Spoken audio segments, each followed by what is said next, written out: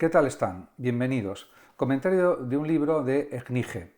Se titula De cómo tratar con las personas.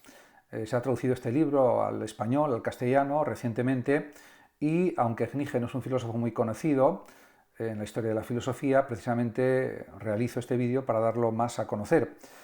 Y quiero comenzar por una breve descripción biográfica de su vida.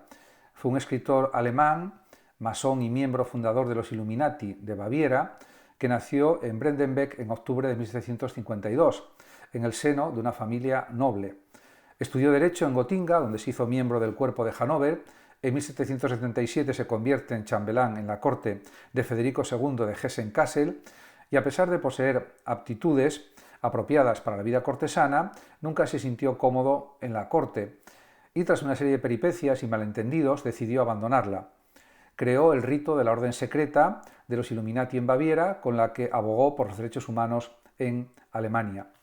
En esta obra de cómo tratar con las personas hay diferentes citas muy célebres y voy a comenzar por una de ellas que está en la página 59, aunque está también en la contraportada, y es al comienzo del capítulo primero titulado Observaciones y reglas generales sobre el trato entre los seres humanos. Y dice la cita, posteriormente la comentaré: cada persona vale tanto en este mundo, escribe Ecnige, como ella misma se hace valer. Esta es una regla de oro, un tema que podría llenar todo un volumen en folio.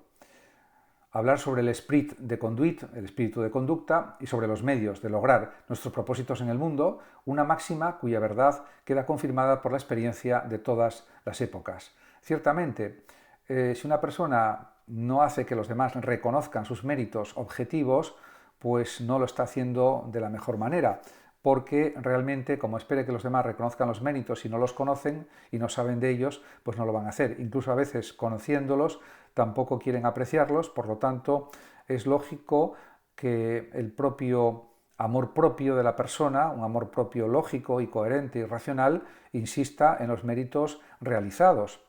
Eso es algo que no se puede discutir, a mi juicio. Eso no significa que eso suponga una actitud de orgullo o de prepotencia respecto a los demás, simplemente significa que las personas tienen que darse cuenta de los méritos de los demás cuando son objetivos y reales y efectivos.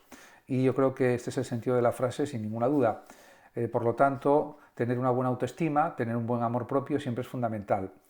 Otra cosa diferente es caer en el narcisismo y en exagerar los méritos propios. Eso sería algo, claro, negativo, pero realmente es positivo que se expliquen los propios méritos para que los demás lo sepan. En ese aspecto es una forma de ir con orgullo por la vida, como es lógico, pues sabiendo que todos tenemos defectos y errores en nuestra vida, efectivamente, pero eso no quita que se puedan reconocer los méritos ya conseguidos. En ese aspecto, como se puede observar, realmente el propio Ecnige es muy agudo en sus consideraciones en el libro y en otro fragmento que voy a comentar dice lo siguiente o escribe esto: sí, amigos míos, nos puede enseñar a no revelar nuestras debilidades económicas, físicas, morales o intelectuales, a menos que sea por necesidad urgente o porque así nos lo exija nuestra profesión. Y esto va en relación con que dice que hay una máxima, señala Ecnige, de que cada uno vale ni más ni menos que lo que se hace valer. Y eso va en relación con esta cuestión. Y sigue escribiendo Ecnige: así pues, sin caer en la fanfarronería ni en las mentiras infames, no se ha de desperdiciar la oportunidad de mostrarnos por nuestras facetas más ventajosas, porque el propio Ecnige sabía muy bien, en la Alemania de la segunda mitad del siglo XVIII, que realmente pues existe la envidia, existe la maldad en la vida humana, en las relaciones humanas, también existe la bondad, por supuesto, afortunadamente, y no podemos ir por la vida pidiendo perdón a los demás por lo que hemos hecho, sino todo lo contrario, en el sentido de que tenemos que hablar claramente y con fuerza de nuestros logros, porque eso es algo que los demás ya están haciendo, entonces uno mismo también lo tiene que hacer, es lógico. Y claro, el no hablar de nuestras debilidades es entendible porque es una forma de que los demás se aprovechen de nosotros y que sepan nuestros puntos débiles para luego intentar sacarnos ventaja en la vida. En ese sentido, se entiende perfectamente lo que él expresa. También hay otra cita en la que escribe Ecnige lo siguiente: y como los débiles siempre se alegran descubriendo defectos en aquellos hombres que les hacen sombra, a ti se te censurará más un único paso en falso que a los demás todo un registro de maldades y locuras. Esta es una frase realmente maravillosa, magnífica, extraordinaria. Por eso la he subrayado cuando leí el libro, ya hace pues unos años. Efectivamente, no hay unas reglas proporcionales en la valoración de los méritos, sino que efectivamente, como muy bien reconoce Kniege, a una persona por un único paso en falso se le reprocha toda su vida, y a otros que tienen un registro muy abundante de maldades y locuras, pues se les disculpan. Por lo tanto, eso también sucede en la realidad humana. Y también tiene pues otra parte de una frase muy, muy sugerente el propio Kniege, cuando señala que los hombres te juzgan y condenan según el criterio de sus pretensiones, y aún habrás de felicitarte si lo hacen sin encima imponerte otras cargas. Por lo tanto, efectivamente, a veces las críticas de los demás son excesivas y consideran imperdonables defectos y fallos que ellos mismos tienen, pero como los tienen los demás, son más imperdonables que los de uno mismo. Los de uno mismo no son perdonables, pero los de los demás no. Esto es muy, muy típico, sucede generalmente en el siglo XVIII, principios del XIX, y también sucede actualmente en pleno siglo XXI, porque la naturaleza humana no ha cambiado sustancialmente desde esa época, que no es tan lejana, desde hace pues, unos 200 y pico años. En cualquier caso, Kniege apuesta claramente por la independencia de juicio, por la libertad de expresión, por la libertad de pensamiento, y escribe: pero tampoco seas un esclavo de las opiniones que otros tienen de ti. Sé independiente. ¿Qué te importa a fin de cuentas el juicio del mundo entero cuando actúas como deberías hacerlo?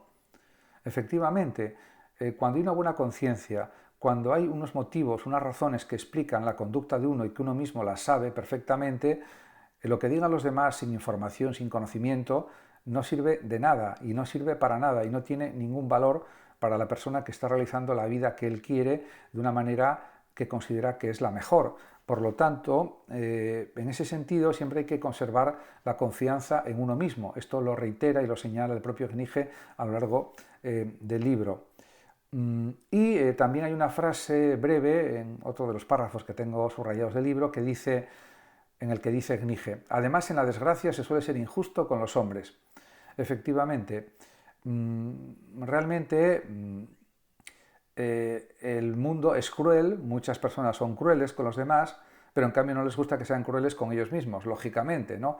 Eso no lo aplican a los demás. Eso también es algo que sucede continuamente. De todas formas, también él reconoce que no hay que vanagloriarse de las situaciones afortunadas de la vida, porque eso crea envidias, crea recelos, y eso es algo negativo para la convivencia social también. En ese sentido, pues realmente también él lo considera. De hecho, hay otra frase muy interesante en la que dice Kniege: si te falta algo, si tienes preocupaciones, si te ha ocurrido alguna desgracia, si sufres carencias, si la razón, los principios y tu buena voluntad no bastan, no reveles tu sufrimiento y tu debilidad a nadie, ni siquiera a tu fiel mujer, pero sí a quien pueda ayudar. Bueno, aquí igual es un poco excesivo al hablar de que no se revele eso a su fiel mujer, pero en relación con los demás, a veces, eso está demostrado a nivel psicológico, los demás se alegran con los sufrimientos, las debilidades o los problemas de los demás porque ellos creen que no los tienen, y a lo mejor tienen más o igual que la otra persona que los está contando. Pero como el criterio de cada uno es muy libre, pues eso da lugar a ese tipo de situaciones. Por otra parte, también él reconoce que a veces hay situaciones de marginación, estamos hablando en la segunda mitad del siglo XVIII y principios del XIX, y es algo que sucedía en aquella época incluso con la misma frecuencia que hoy en día, o incluso más, podríamos decir. Realmente también él conocía muy bien la psicología humana, Kniege, y dice en otra de sus frases: no cuentes con que los hombres recurran a ti si no les eres absolutamente necesario, o que muestren interés hacia ti sin habérselo solicitado, ni siquiera cuando tus actos hablen con claridad a tu favor y todos sepan que necesitas y mereces apoyo. Efectivamente, en las relaciones humanas y sociales lo que predomina es el interés, el egoísmo, el ventajismo, el conseguir beneficios de los demás, más que el ayudar de forma solidaria, aunque es verdad que hay personas que sí ayudan de forma solidaria a los demás. Esto es otra gran verdad que él ya conocía perfectamente.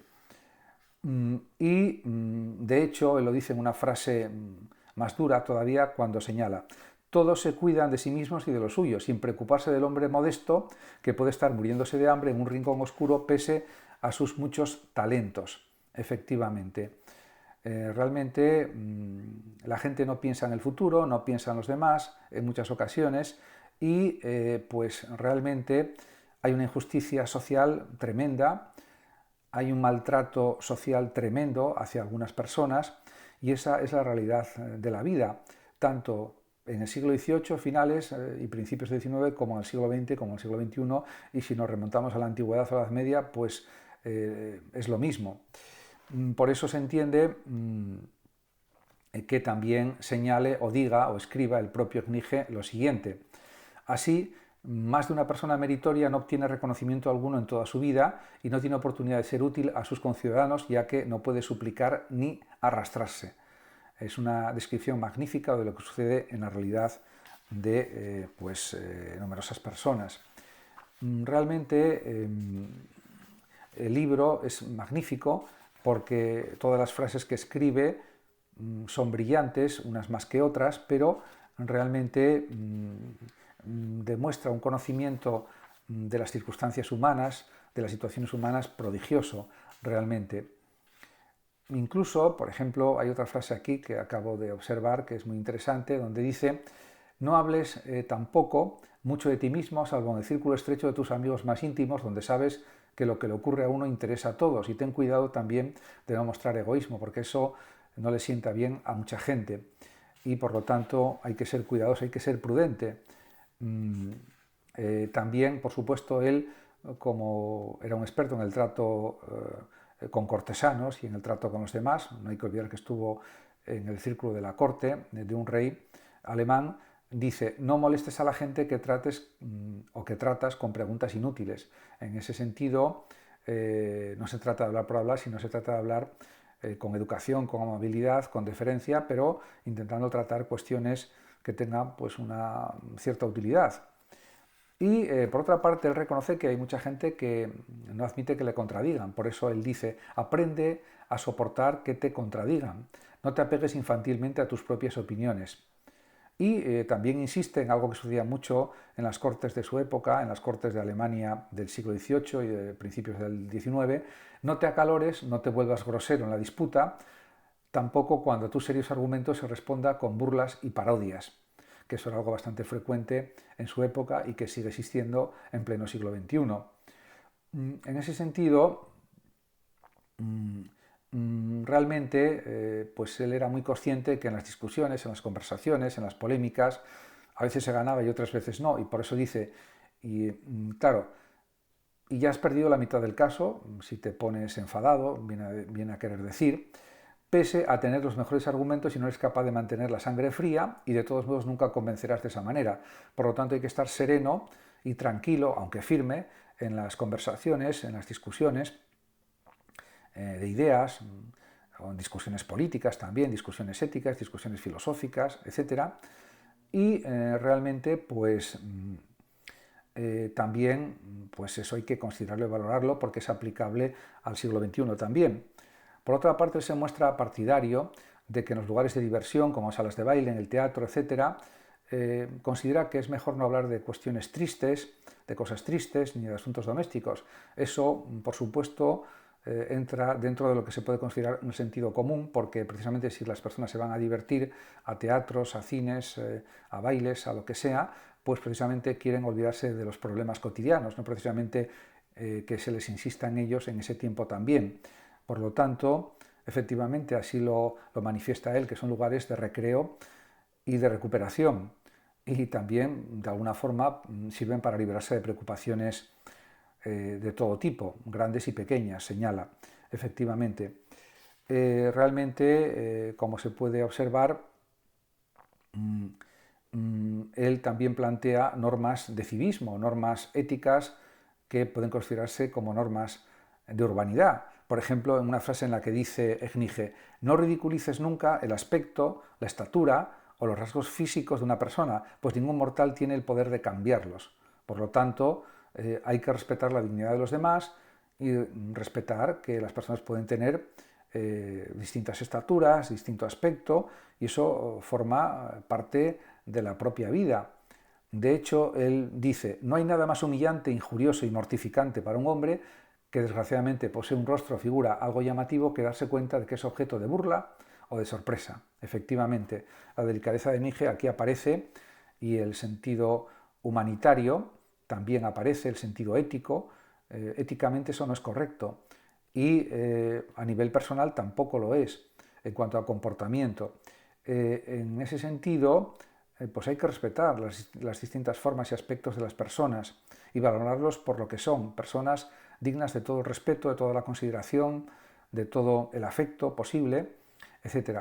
Por lo tanto, se trata de humanizar la realidad que vivimos, no de deshumanizarla, que es lo que sucede con excesiva frecuencia. Muchas gracias a todos por su atención y hasta mi próximo vídeo. El que lo desee puede compartir este vídeo, darle like o suscribirse a mi canal de YouTube. Hasta siempre.